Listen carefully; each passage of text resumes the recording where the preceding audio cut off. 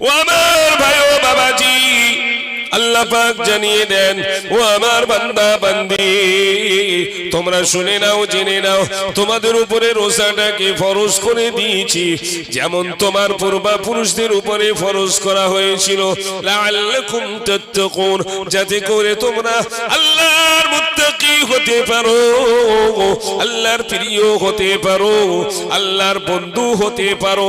সেই জন্য তোমাদেরকে সুযোগ করে তোমাদের জন্য আমি রমজানুল মুবারককে দান করে দিয়েছি,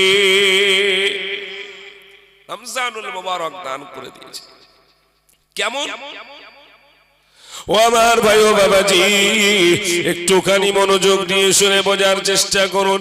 ভাই আমার, বাবাজি আমার, যখন রমজানুল মুবারক এসে আমাদের দরবারে, যখন আমাদের সম্মুখে উপস্থিত হন, আল্লাহ পাক রব্বুল আলামিনের রহমতের 8টা জান্নাতের দরওয়াজা। কটা জান্নাত বাবু?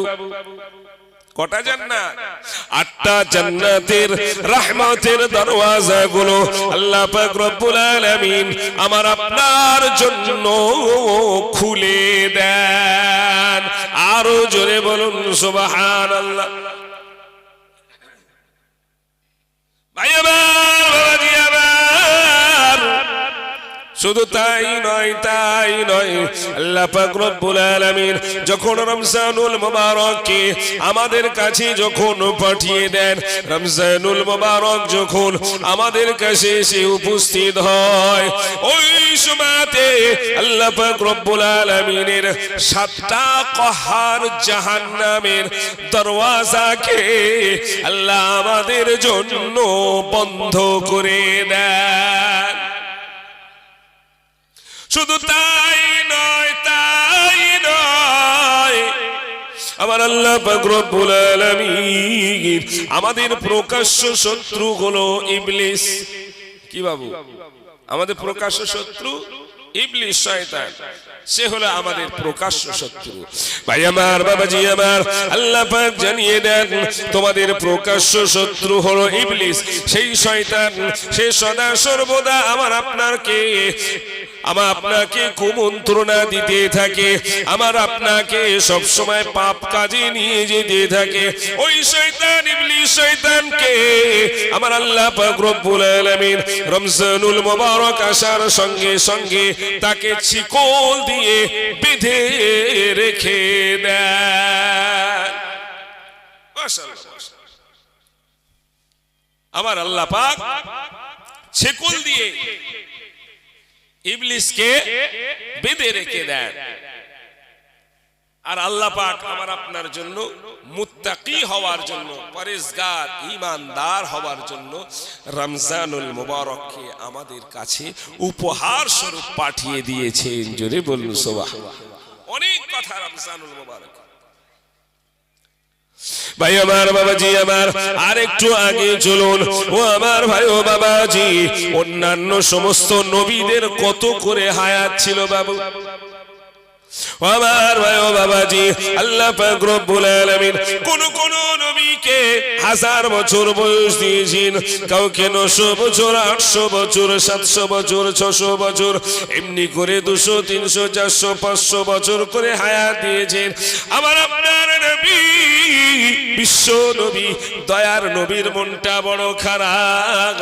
আমার আপনার নবী আল্লাহর দরবারে, রব্বে আল্লাহ, আমার উম্মতদেরকে তো আপনি অনেকটা হায়াত কম দিয়ে দিয়েছেন, অন্যান্য নবীদেরকে অনেকটা করে হায়াত দান করেছেন।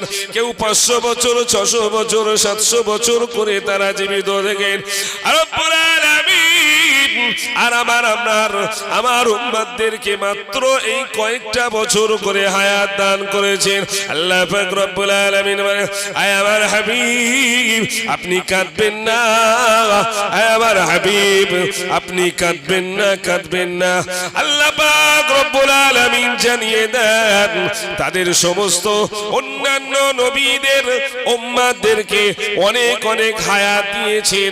আল্লাহ পাক জানিয়ে দেন, আয় আমার হাবিব, আমি ওই সমস্ত নবীর উম্মতদেরকে অনেকটা করে হায়াত দিয়েছি। আর আপনি হলেন আমার দোস্ত, আপনি হলেন আমার হাবিব, আপনি হলেন আমার বন্ধু আপনার উম্মতদেরকে আমি লাইলাতুল কদর দান করে দিলাম। আরো জোরে বলুন সুবহানাল্লাহ। কি বাবু লাইলাতুল কদর কি সে জিনিস? খায় না গায় না, একটু কথা বলে। লাইলাতুল কদর হলো একটা রজনী, একটা রাত। অন্যান্য নবীদের উম্মতদেরকে 1000 বছর, 500 বছর, 600 বছর করে দান করেছে। আর আমার আপনার নবীদেরকে, আমার আপনার নবী উম্মত অর্থাৎ আমাদেরকে আল্লাহ লাইলাতুল কদর দান করেছেন। জোরে বলেছেন ভাই আমার, বাবাজি আমার, আল্লাহ পাক কোরআন মাজিদের মধ্যে জানিয়ে দেন, ইন্না সাল্লাহু ফি লাইলাতিল কদর ওয়া মা আদরাকা মা লাইলাতুল কদর। আমার হাবিব, আমি কোরআন মাজিদকে আমি কদরের রজনীতে অবতীর্ণ করেছি। তারপরে আল্লাহ পাক রব্বুল আলামিন আবার বলেন, লাইল ওয়া মা আদরাকা মা লাইলাতুল কদর। আমার হাবিব, আপনি কি জানেন, আপনি কি জানেন কদরটা কি? কদরটা কি? আল্লাহ নিজে প্রশ্ন করে আবার নিজেই বলছেন কদরটা কি হাবিব জানেন আপনি? লাইলাতুল কদরি খায়রুম মিন আলফি শাহর। আমার হাবিব, লাইলাতুল কদর হলো এমন একটা রজনী, লাইলাতুল কদর হলো এমন একটা রজনী। আমার হাবিব, আপনি শুনে নেন, জেনে নেন। আমার দোস্ত, আপনি শুনে নেন, জেনে নেন। অন্যান্য নবীদের উম্মতরা যদি কেউ 100 বছর জীবিত থাকে, 200 বছর যদি ইবাদত করে, 300 বছর ইবাদত করে, 400 বছর, 500 বছর, 600 বছর, 700 বছর, 1000 বছর যদি তারা ইবাদত করে, আমার হাবিব, আপনি চিন্তা করবেন না, চিন্তা করবেন না। অন্যান্য নবীদের উম্মতেরা তারা 1000 বছর ইবাদত করে যা সওয়াব পাবে, 1000 মাস ইবাদত করে যা সওয়াব পাবে, আমি আপনার উম্মতদের জন্য আপনার খাতিরে তারা যদি শুধুমাত্র ওই কদরের রজনীতে যদি ইবাদত করে, আমি তাদের নামায় আমলে ওই 1000 মাস অপেক্ষাও আপনার উম্মতদের বেশি সওয়াব লিখে দেব। আরো জোরে বলুন সুবহানাল্লাহ। কথা আমরা ভাগ্যবান নয় বলে? কি দিয়েছেন আল্লাহ? লাইলাতুল কদরি খায়রুম মিন আলফি শাহর। সেই মাস আসছে রমজানুল মুবারক। আর কদিন বাকি? 1 মাস। কদিন বাকি? 1 দিন বাকি। জোরে বলুন না আলহামদুলিল্লাহ। যখনই রজব মাস আসতেন, আল্লাহর নবী, আমার নবী সবসময় আল্লাহর দরবারে দোয়া করতেন, আল্লাহুম্মা বারিক লানা ফি রজব ওয়া শাবান ওয়া বাল্লিগনা রমাদান। আমার আল্লাহ, আমার আল্লাহ, আল্লাহ আপনি আমাদেরকে, আল্লাহ আপনি আমাকে আপনার কি বলে শাবান মাসের বরকত, রজব মাসের বরকত আপনি আমাকে দান করুন। ও বাল্লিগনা রমাদান, আর আমাকে আপনি রমজানুল মুবারকে পৌঁছে দেন।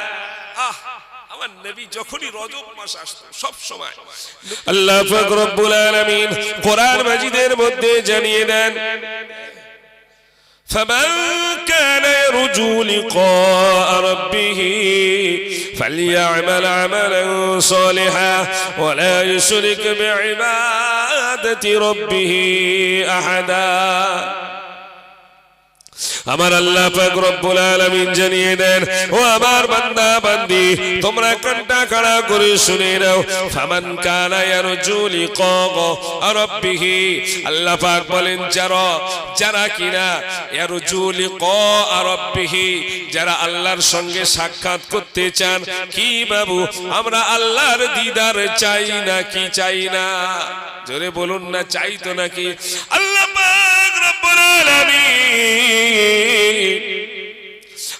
আল্লাহ পাক জানিয়ে দেন যারা কিনা আল্লাহর দিদারের আশা রাখে ফালইয়ামাল আমালান সলিহা তারা যেন নেক আমল বেশি বেশি করে ওয়ালা ইউশরিক বিইবাদাতি রাব্বিহি আহাদা আর তারা যেন আল্লাহর ইবাদতের সঙ্গে কোনো শিরিক যেন না করে ফেলে।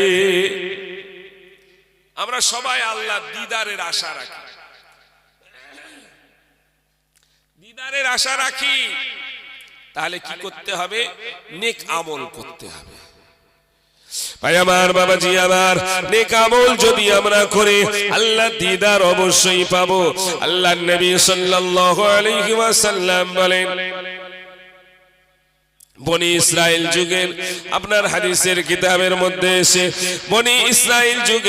বনি ইসরাইলের সময় তিনজন ব্যক্তি কোন এক রাস্তা দিয়ে ভ্রমণের জন্য বার হলেন।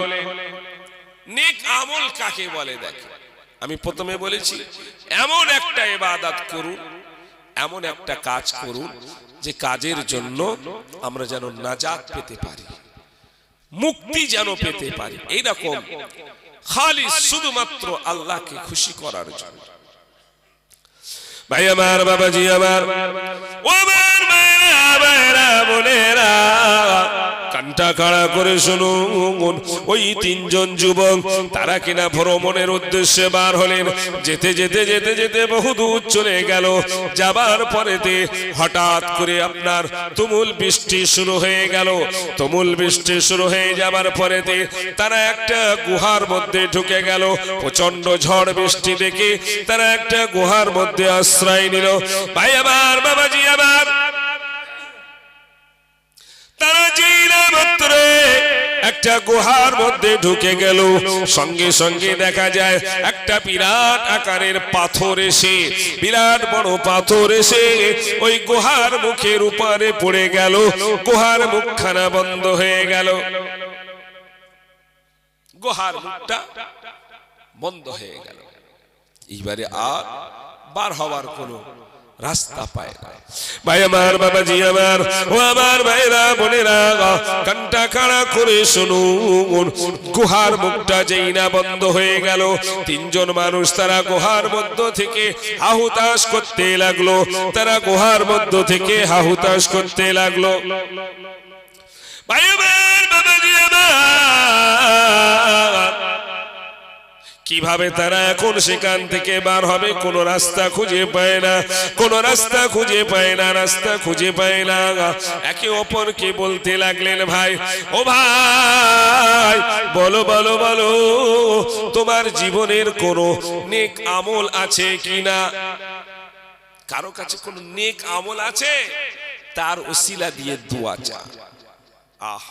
একটা শিক্ষা। আমরা আমাদের আব্বা মা জীবিত কিংবা মৃত, তার ওসিলা দিয়ে দোয়া চেতে পারি।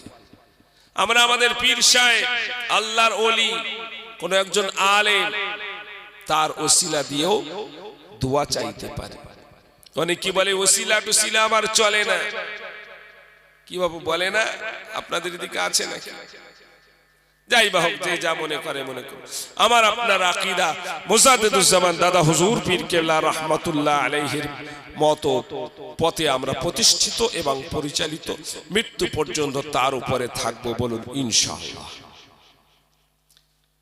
তো বললেন, যদি কোনো ভালো নেক আমল করে থাকো তার ওসিলা দিয়ে দোয়া চাও।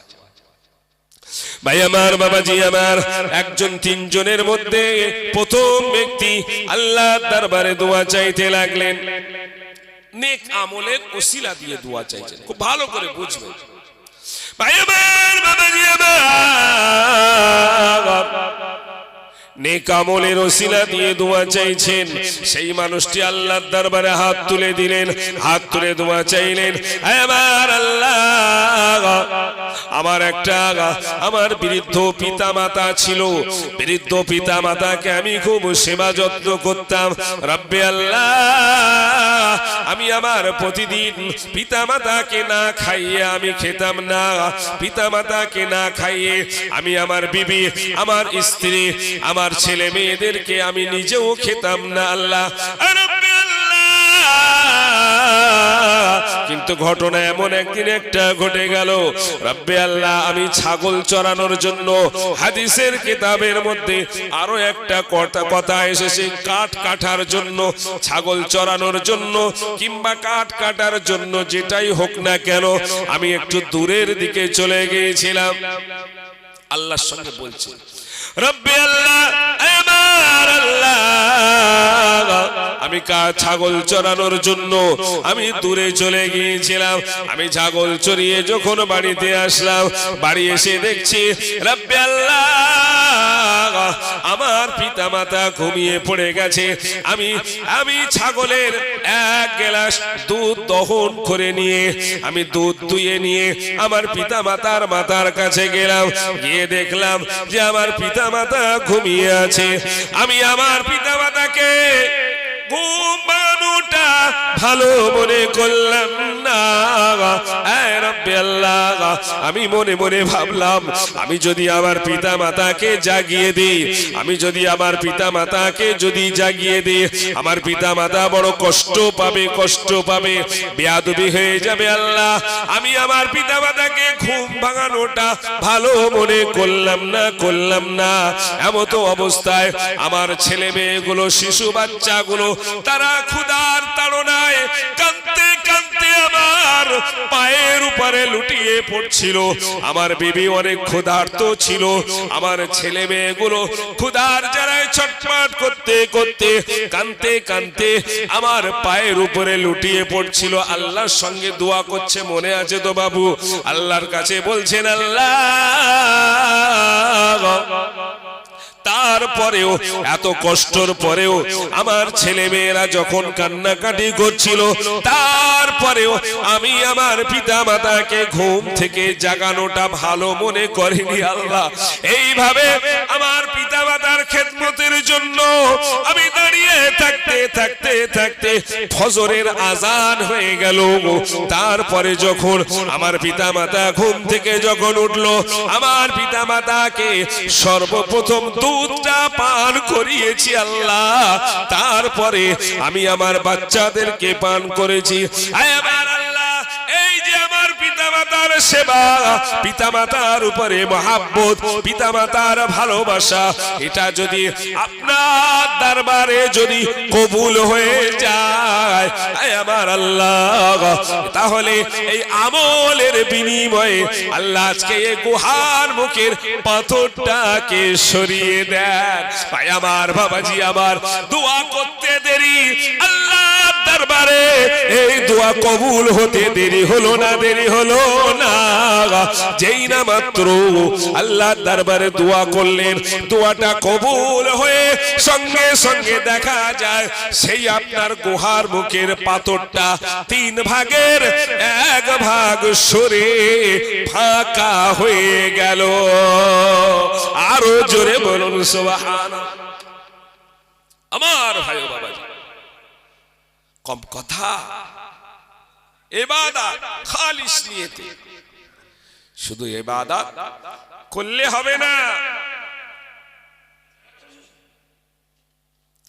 শুধু ইবাদত করলে হবে না, এমন ইবাদত করতে হবে যেন সেটা শুধু আমার কার জন্য হয়, আল্লাহর জন্য, শুধু আল্লাহর জন্য। তাহলে গুহার মুখ থেকে কিছুটা রাস্তা ফাঁকা হয়েছে, 3 ভাগের 1 ভাগ, এখনো 2 ভাগ বাকি, একটুখানি সরে গেছে এতটা মনে করুন, সেখান থেকে দুনিয়ার আলোটা দেখতে পাচ্ছেন। জোরে বলুন সুবহানাল্লাহ। দোয়াটা কবুল হয়ে গেল। ভাই আমার, বাবাজি আমার, দ্বিতীয় বন্ধু তার সঙ্গী দ্বিতীয় জন দোয়া করতে লাগলেন আল্লাহ। এবার আর এক বন্ধু, ভালো করে শুনুন আমার ভাই ও বাবাজি, আর এক বন্ধু আল্লাহর দরবারে হাত তুলে দিলেন, ফরিয়াদ করতে লাগলেন, আমার আল্লাহ, আমার আল্লাহ, আমার একজন চাকর ছিল, আমার একজন কি ছিল বাবু? জোন, জোন, জোন, যেটা ভালো বুঝুন। কি বাবু? জোন, জোন বলে তো আপনাদের এদিকে।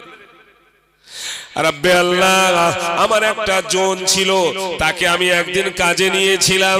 কাজে নেবার পরেতে তার মজুরি জনের দাম না নিয়ে সে চলে গেল। জনের দাম না নিয়ে চলে গেছে। ভালো করে শুনুন ভাই আমার, বাবা দিয়ে জনের দাম না নিয়ে চলে গেছে। আল্লাহর দরবারে দোয়া করছেন, ভালো করে বুঝুন, আপনার আল্লাহর দরবারে দোয়া করছেন, আল্লাহ আমার একজন জন, সে জনের দাম না নিয়ে বাড়িতে চলে গেল। বাড়িতে চলে যাবার পরেতে আর কোনোদিন তার সঙ্গে দেখা হয় না। আমি কি করলাম ও আমার ভাইয়ের একটু শোনেন, আমি কি করলাম, সঙ্গে সঙ্গে সেই জনের দামটা নিয়ে আমি ব্যবসায় খাটাতে লাগলাম। ব্যবসায় খাটিয়ে বহু টাকা হয়ে গেল। হালাল ব্যবসায় আল্লাহ কে বরকত দেয় একটু কথা বলেন? আমার আল্লাহ বরকত দেন। আমার আল্লাহ বলেন, ও মাইয়ারযুকুহু মিন হাইসু লা ইয়াহতাসিব, যারা আল্লাহর উপরে তাওয়াক্কুল করে, আল্লাহর উপরে যারা ভরসা করে, আমার আল্লাহ পাক জানিয়ে দেন আমি তাদেরকে এমন জায়গা থেকে রিজিক দিয়ে দিই যেটা তারা কোনোদিন কল্পনাও করে না। আরো জোরে বলুন সুবহানাল্লাহ।